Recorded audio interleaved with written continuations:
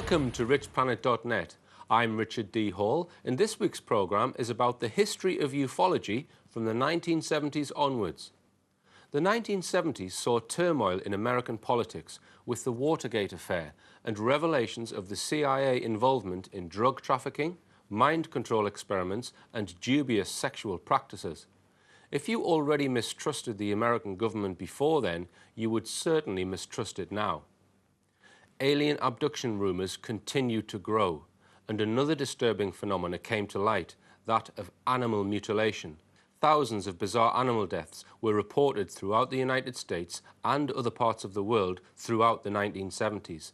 The deaths were clearly not carried out by natural predators.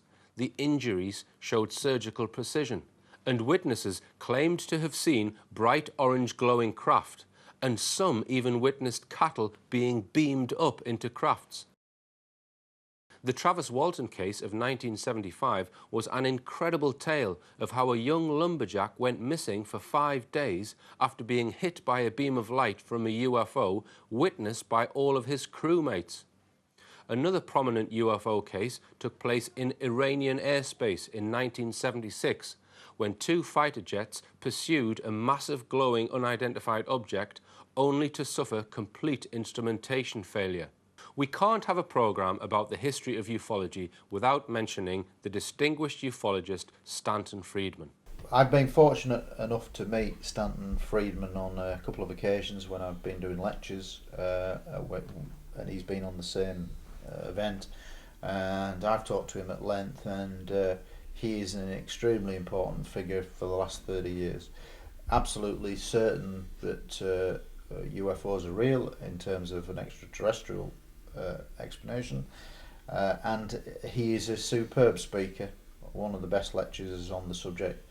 The ultimate belief on my part is based on one simple assumption about every advanced civilization being concerned with its own survival. That means you got to keep tabs on the primitives in the neighborhood, but only close tabs on those primitives who show signs of being able to bother you. At the end of World War II, there were 3 signs that these idiot earthlings, this primitive society, major activity, tribal warfare, would soon be bothering them, soon meaning less than 100 years, which is nothing on a cosmic timescale. Nuclear weapons, V-2 rockets, which go up out of the atmosphere, and powerful radar, which signals go out. I don't think it's any coincidence at all that the only place in the world in July 1947 where you could study all 3 of those was southeastern New Mexico. First atom bomb was tested, Trinity Site, White Sands Missile Range. That's where we were firing to capture German V-2s. That's where we had our best radar to track them because they often didn't go where they were supposed to go. You can say it's a coincidence. I don't believe it.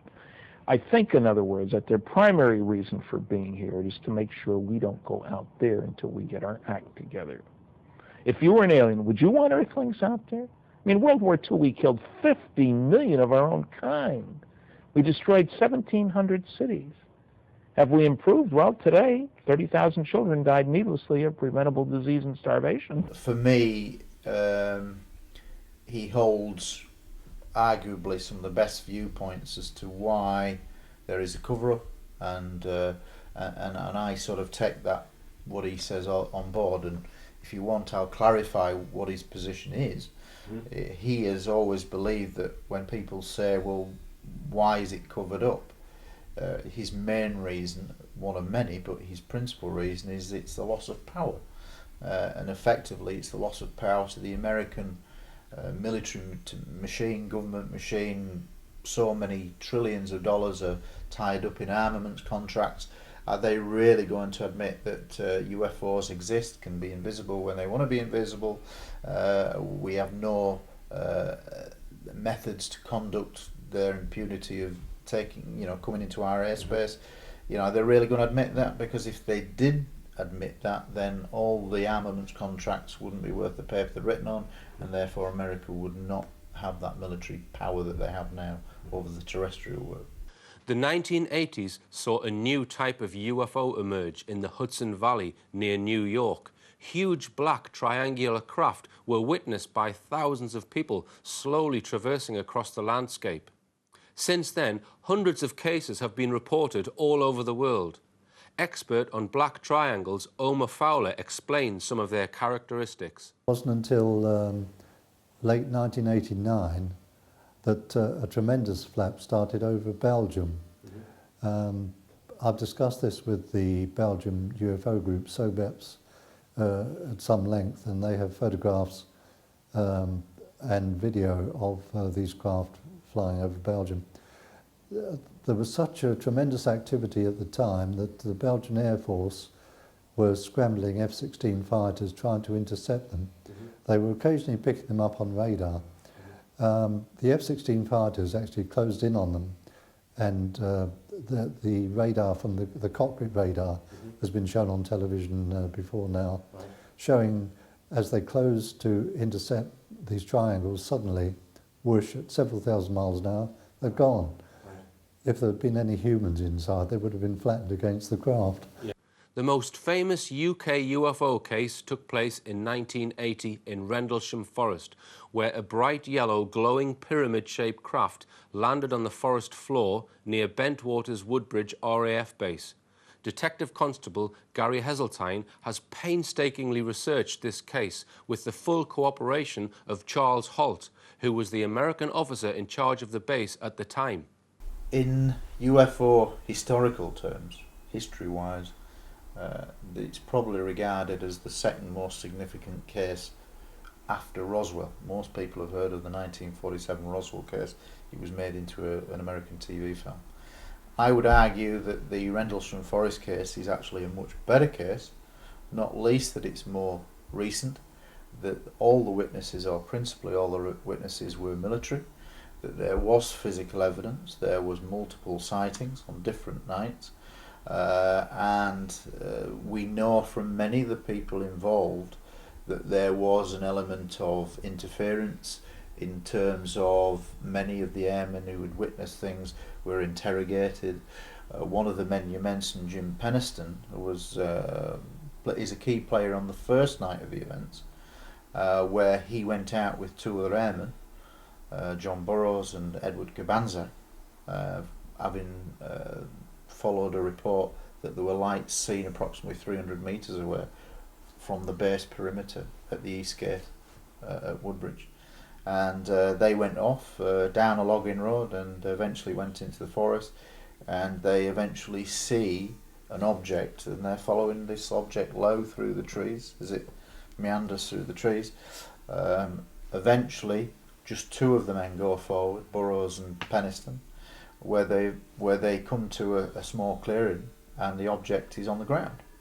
Cutting a long story short, Peniston approaches the object whilst Burroughs remains a short distance away, but witnesses everything. He describes it as being a triangular object, approximately 8 feet by 8 feet, in a triangular shape. It was on the ground. It was glass-like to the touch, warm to the touch, and it had symbols on, strange symbols, which he recorded in his police pocketbook, because he was an Air Force sergeant in the US Air Force Police. He made drawings, all of which were recorded in his pocketbook, and he walked around, took photographs of the object. The photographs mysteriously came fogged when he handed them in, and he got them back. They were all fogged, who knows why. But suffice to say that he is a man who to this day has a superb reputation. Mm-hmm. It has remained intact. Nobody's ever been able to claim anything about him. He's been investigated by many documented people, and he's always comes up clean, and he's a very good witness. Mm-hmm. And there's no reason why he should make this up. He has the evidence. What he also did, he was responsible for getting plaster casts of what turned out to be 3 impressions in the ground, mm-hmm. which were approximately 8 inches by 1.5 inches deep into hard solid ground, because we're talking December 1980. Mm-hmm. And something obviously very heavy had made the impressions. There was physical evidence in the sense that there were marks on the ground in a perfect equilateral triangle.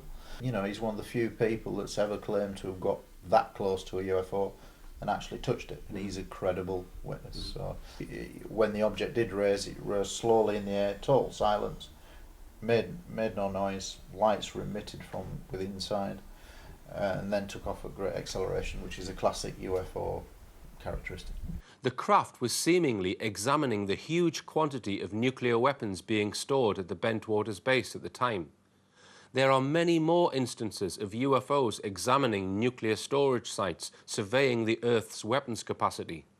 UFOs have also on many occasions rendered missile launching systems useless. The darker side of ufology was born in the 1980s, with revelations surrounding the discoveries of Paul Bennewitz. Bennewitz was an expert in radio communications and tapped into secret messages being broadcast around the Dulce area in New Mexico. Bennewitz worked out that there was a huge 2.5-mile deep underground base being shared by the military and extraterrestrials. Not only that, some of the activities taking place included human prisoners being held for a range of uses, including genetic experimentation. It's believed by many ufologists that there are huge secret underground bases all over the world. Regarding the Dulce base, there was a lot of red herrings being thrown out by the Air Force Office of Special Investigations. Okay. So much disinformation, I don't know. All I can tell you is that I did hire a plane, I didn't fly it, but to overfly the site. Mm-hmm. Didn't learn much from that. I have been to the area. Certainly there were a lot of animal mutilations going on at that time in the area, but in my book, Unearthly Disclosure, I have revealed actual alleged locations of alien bases. Yes. So, you know, I've been quite specific. There was one in Virginia, for example, one in New Mexico, the Manzano nuclear weapons complex. There's a huge one, maybe two, in the Pacific Ocean. Underneath the ocean? Underneath the ocean, yes. And many other, if I can say, you know, in many other areas as well, in the Caribbean. There are quite a number. In Australia, there are quite a number. In the early 1980s, ufologist Bill Moore co-authored the first book which investigated the Roswell incident. During the 1980s, Moore released information which was allegedly sourced from a government insider, including the MJ-12 documents, a set of secret documents alleged to be correspondence and reports from the top-secret MJ-12 group. Moore's reputation was seriously tarnished, however, by the fact that he later admitted he was being used to spread disinformation. Two more controversial figures in 1980s ufology were Bill Cooper and John Lear, who were responsible for publicizing sinister claims about the reasons behind UFO secrecy. In short, ETs had met with the US government and had subverted its leaders, allowing them to abduct human beings from Earth and be used in genetics programs. Also, that the government had assisted in providing the ETs with huge underground bases for their evil activities. In 1984, a highly controversial set of documents came to light, the MJ-12 papers, some of which have been proved to be fake. Nevertheless, whoever wrote the papers seemed to have inside knowledge of what was going on. In 1988, UFO researcher Timothy Good put many of the pieces together with his book Above Top Secret, widely regarded as the definitive work on this subject. Then, in 1989, Bob Lazar bursts onto the scene with mind-boggling revelations that the US government have in their possession 9 flying saucers obtained from extraterrestrials. Lazar is a physicist and worked on a secret government project to try and figure out how one of the flying discs worked. The gravity propulsion system described by Lazar was so precisely defined it is difficult to believe he was making this up. In the 1990s, Professor John Mack, a leading psychiatrist at Harvard University, started investigating alleged abduction victims. In his research, he studied over 200 cases. He was very eminent in the sense that he worked at Harvard University. He was very well respected. Harvard is one of the leading educational institutions in America. He was in charge of the psychiatry department there, And he became interested in the abductions that were claimed to be taking place. And he started to interview people that claimed they'd been abducted. He initially thought that it was a new kind of psychosis, you know, so as a psychologist he wanted to get involved in research. He did speak with a guy called Bud Hopkins, who is arguably the most famous abduction expert, but he got involved and over the course of a year studied several people who claimed to have been abducted. He went in as a complete skeptic.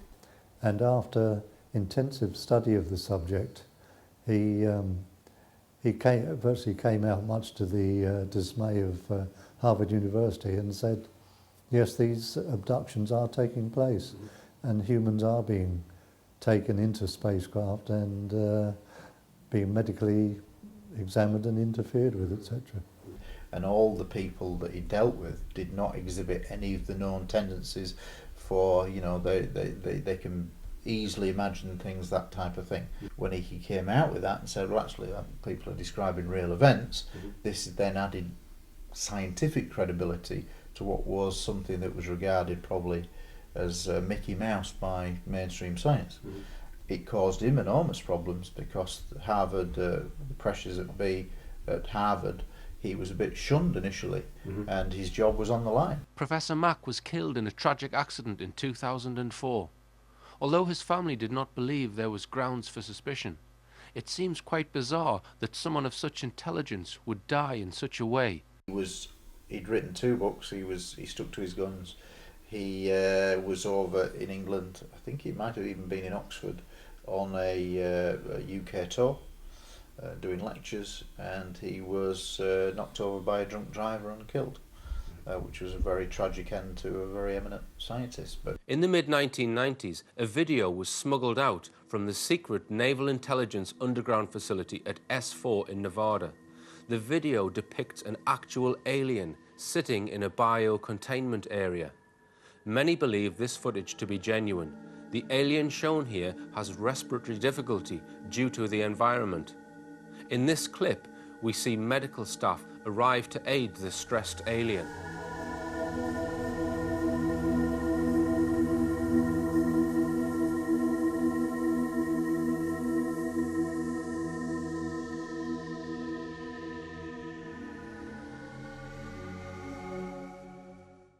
Physical evidence of alien abduction was revealed in the mid-1990s with the work of Dr. Roger Leir.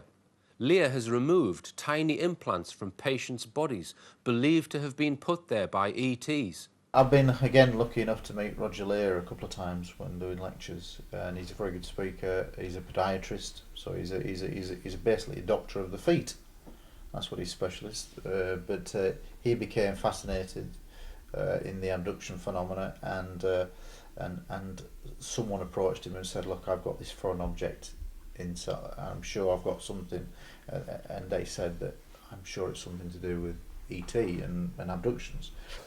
For several years he kept his identity secret. He was just assisting in carrying out these investigations, removing implants from these people, in trying to find out what they were. I think he too was initially sceptical, but when he started to delve into the subject, he found that there was a bit more to it, and I think to date he has performed with other people 13 operations where they removed foreign objects. And they appeared to be connected to nerve tissues in the human implant. And many of these foreign objects are very similar in the sense they're about the size of a pea. They have similar characteristics, i.e. they have a membrane which is very hard to cut on the outside, that when you cut into the membrane there is like a liquid. There are terrestrial metals within the object but are in sort of unconventional structures. And some of those exhibit weird magnetic characteristics, but he is absolutely certain that these objects are some kind of tracking device. But what they were controlling, we just don't know. When an object is under the skin, it would normally be rejected, but he finds that there are structures attached to the small objects that don't reject in any way. He did tell me that he was trying to put in a medical paper through someone else who was within the mainstream, as it were, to try to just say nothing. Don't mention aliens, don't mention UFOs, but just mention foreign objects, and not being rejected, and looking at the medical aspect. But yes, he's definitely an authentic researcher, a man of some stature in his field. I look at some of the evidence that he's presented. I think mainstream science should at least look at this material before they dismiss it, but they just won't go near it. The new millennia saw the dawn of a new word in ufology: disclosure. The term disclosure was coined by the founder of the disclosure movement, Dr. Stephen Greer. Disclosure is the word which describes an admission by our government that UFOs and ETs are real. In May 2001, the Disclosure Project held a historic press conference where 22 military and intelligence witnesses spoke at length about their involvement with UFO programs. The event, unfortunately, did not achieve its goal and was overshadowed 4 months later by the 9/11 attacks. How convenient. In November 2006, a flying saucer was observed by many people at O'Hare International Airport. It departed vertically upwards at impossible speed, cutting a perfect circle in the clouds, which remained for several minutes. In January 2008, another incredible UFO sighting occurred when a huge mothership traveled slowly and silently over the area of Stevensville, Texas, witnessed at multiple locations by multiple witnesses. Radar data released by the Air Force clearly shows a massive object which at one point completely disappears from the radar, then reappears again a few minutes later. I'm going to finish with Dr. Edgar Mitchell, the sixth man to walk on the moon. Well, Edgar Mitchell is not really saying anything that he hasn't said before. He's been saying this for a long while. What sort of makes him particularly important is because he's the sixth man on the moon. It's a nice ring to that, and he's obviously been on the moon. Edgar Mitchell is important because he's an astronaut, he's a scientist, he's well respected, and he has said publicly that he knows of people who have told him that there is a government conspiracy to deny the public the full information about UFO reality, that some UFOs are extraterrestrial in origin. I happen to be privileged enough to be in on the fact that we've been visited on this planet and the UFO phenomena is real. It's been well covered up by all our governments for the last 60 years or so, but slowly it's leaked out and some of us have been privileged to have been briefed on some of it. I've been in military and intelligence circles who know that beneath the surface of what has been public knowledge, yes, we have been visited. You've got to question why somebody of his ilk and standing would make those comments if he were purporting a lie. You cannot think for one reason, logical reason, why a man of his eminence would want to go on camera, as he has often done, and say publicly UFOs are real. And I know they're real. And yet mainstream science, other than the odd article and the odd quote in the news, that's it, it's in the news one day and it's forgotten the next. Well, really, we should be listening to somebody of his credibility and saying, well, okay, why would he say that? Let's really examine what he's saying. And it does, to me, is one of those classic cases where mainstream media are turning their back on looking at the real evidence.